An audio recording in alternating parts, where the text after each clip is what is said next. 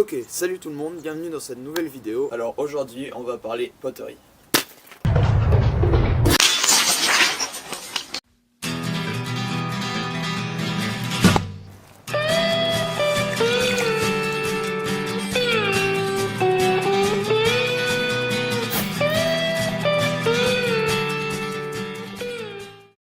Ok, donc non, plus sérieusement, aujourd'hui je vais vous montrer comment faire de la terre cuite. Donc la première chose à savoir, c'est la composition de votre sol. Donc plus votre sol va être argileux, plus vous aurez de belles poteries non cassantes, non friables, qui retiendront l'eau, etc. Donc c'est la première chose des choses à savoir.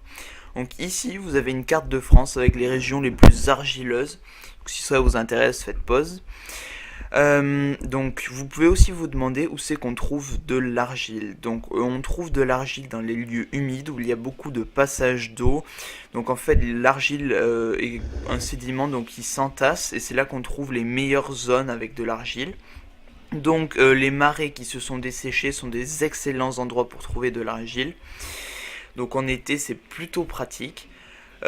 Ensuite, donc pour reconnaître une terre argileuse, une terre argileuse en fait, elle retient l'eau, elle fait des paquets un petit peu.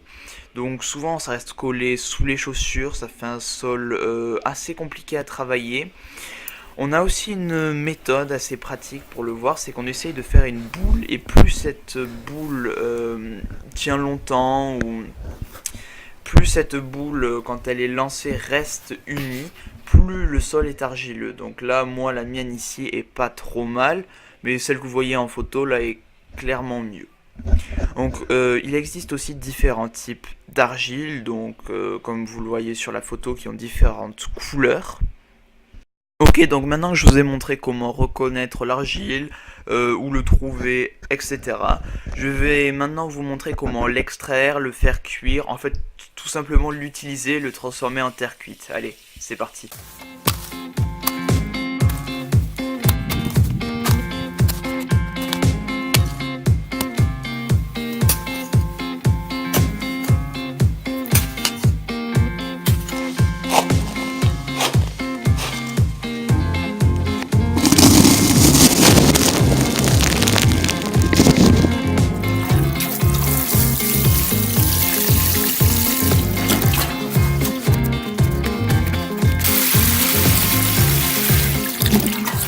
Ok, donc là le but c'est de mélanger l'eau et la terre pour en faire un mélange homogène.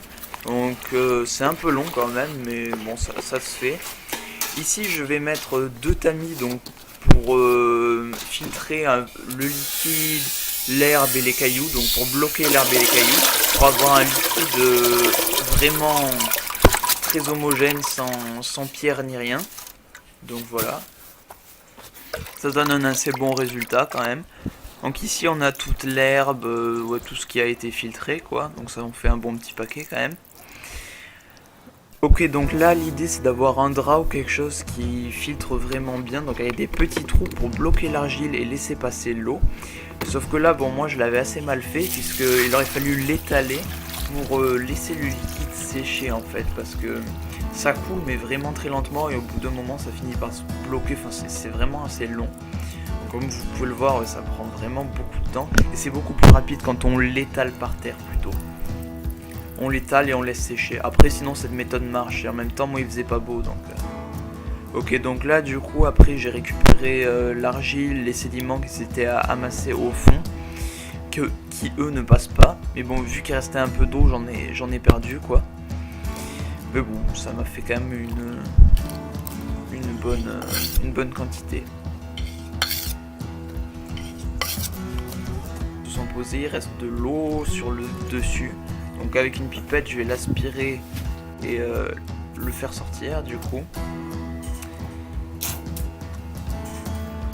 Il faut faire ça plusieurs jours d'affilée parce que bon, ça prend un peu de temps à décanter, mais après on voit bien la différence de texture.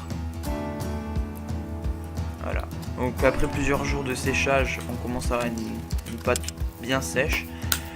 Donc bah du coup je commence à la malaxer, on essaye de faire la forme, donc moi j'ai pas fait de tour de potier puisque c'était assez long. Et puis bon c'est juste pour quelques bouts d'argile. Donc là j'ai mis des poils de chien. Alors moi je trouve que ça a plutôt bien marché. Après bon, comme vous voulez. En fait pour moi ça permet de structurer, d'éviter le craquement de l'argile en fait. C'est un peu comme si on y mettait de la paille, sauf que bah, moi j'avais pas de paille, donc on fait avec les moyens du bord. Ici donc je fais chauffer l'argile.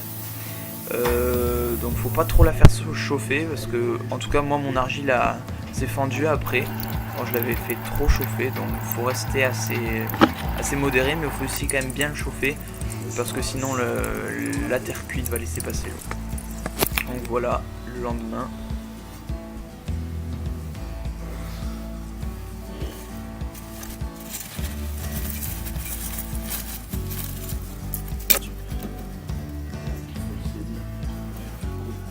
Le résultat est plutôt pas mal quand même. Un peu trop cuit celui-là, mais...